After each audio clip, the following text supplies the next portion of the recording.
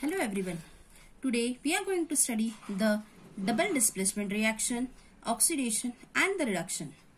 Let us see the double displacement reaction. The reaction in which there is an exchange of ions between the reactants are called as double displacement reaction. We can write A plus B, AB plus CD gives AC plus BD. Here you can see only the displacement has take AB plus CD. The change is that C has come in place of B and B has gone in place of C. That is, displacement of ion takes place. Let us take the example, that is Na2SO4, that is sodium sulfate, reacts with barium chloride BaCl2, that is barium chloride. It results in the formation of barium sulfate, that is barium sulfate, plus NaCl, that is sodium chloride. Here you can see sodium sulfate. This is barium sulfate, barium chloride and sodium chloride. It means the exchange of ions between the reactants has taken place. This is the double displacement reaction. Always in these reactions, a white insoluble substance is formed.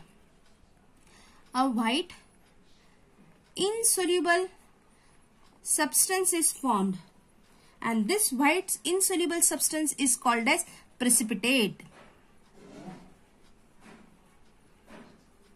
And hence these reactions are called as precipitate reactions.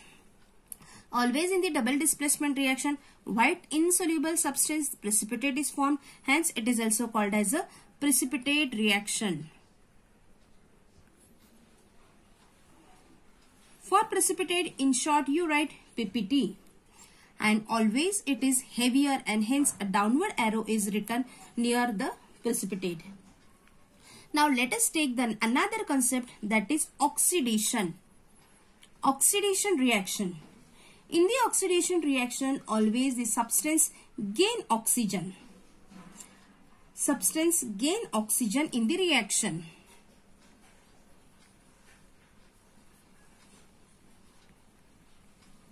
Let us see the example. Copper plus oxygen, you get copper oxide. For balance we have to write here 2. When copper is heated in presence of oxygen, you get copper oxide.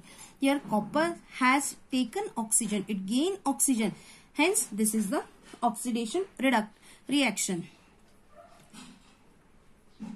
Next is the reduction reaction. In the reduction reaction, opposite of oxidation takes place, that is substance loses oxygen, that is substance lose oxygen. Let us take another example. If this copper oxide is heated in presence of hydrogen, it again forms copper plus H2O. Here copper oxide loses oxygen and forms copper, hence it is a reduction reaction.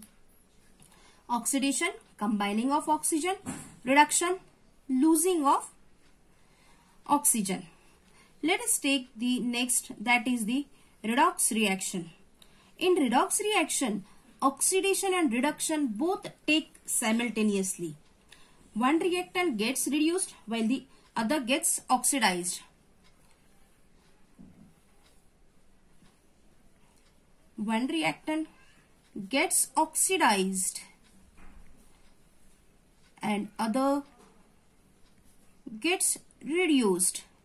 Hence, reduction and oxidation both take simultaneously. Red oxygen, that becomes redox reaction.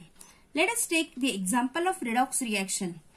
Copper oxide plus hydrogen, you get copper plus water.